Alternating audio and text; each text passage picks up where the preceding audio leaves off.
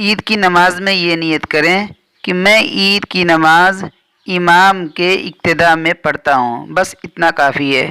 اس کے بعد جو ہے امام صاحب تکبیر تحریمہ کہیں گے، ان کی تکبیر کے بعد تمام مقتدی ہاتھ اٹھا کر تکبیر کہیں اور تکبیر کہہ کر ہاتھ باندھ لیں۔ پھر جس طرح ہر نماز میں ثنا پڑھی جاتی ہے ثنا پڑھیں، پھر ثنا پڑھ کر خاموش ہو جائیں۔ اس کے بعد امام صاحب زائد تکبیریں کہیں گے، وہ یکے بعد دیگرے 3 تکبیریں کہیں گے۔ آپ بھی کانوں تک ہاتھ اٹھا کر اللہ اکبر کہہ کر ہاتھ چھوڑ دیں اور تیسری مرتبہ میں اللہ اکبر کہہ کر ہاتھ باندھ لیں۔ اس کے بعد امام صاحب قرأت کریں گے، سورہ فاتحہ پڑھیں گے اور سورت ملائیں گے، پھر رکوع کریں گے، سجدے کریں گے، پھر کھڑے ہو کر قرأت شروع کریں گے۔ جب سورت پوری ہوگی تو اللہ اکبر کی آواز آئے گی۔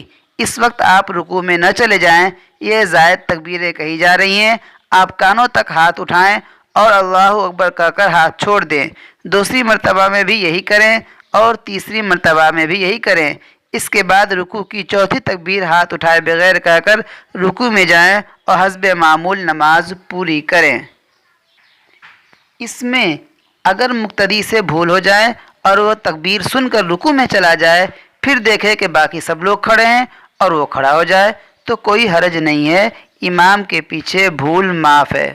باقی اسے اب رکوع ہی میں زائد تکبیریں کہنی چاہیے تھی، کھڑا نہیں ہونا چاہیے، کیونکہ یہ فرض سے واجب کی طرف لوٹنا ہے جو جائز نہیں۔ اور اگر امام سے ایسی بھول ہو جائے اور اسے رکوع میں جانے کے بعد یاد آئے تو وہ بھی اب رکوع ہی میں زائد تکبیریں کہے اور مجمع کھڑا کھڑا تکبیریں کہے گا۔ اور اگر پیچھے سے لوگوں نے لقمہ دیا اور امام ہڑبڑا کر کھڑا ہو گیا تو یہ کھڑا ہونا غلط ہے، فرض سے واجب کی طرف لوٹنا ہے۔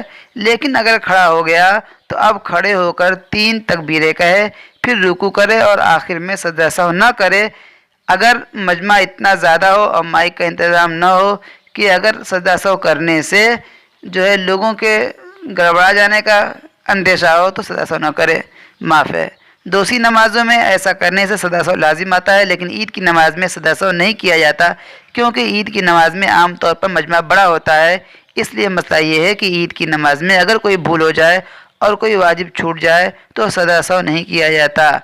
اور اگر مجمع اتنا زیادہ نہیں ہے کہ جو ہے لوگ ڈسٹرب ہو جائیں اور پتہ نہ چلے کہ سجدہ سہو ہوا ہے یا کیا ہوا ہے تو پھر سجدہ سہو کر لینا چاہیے۔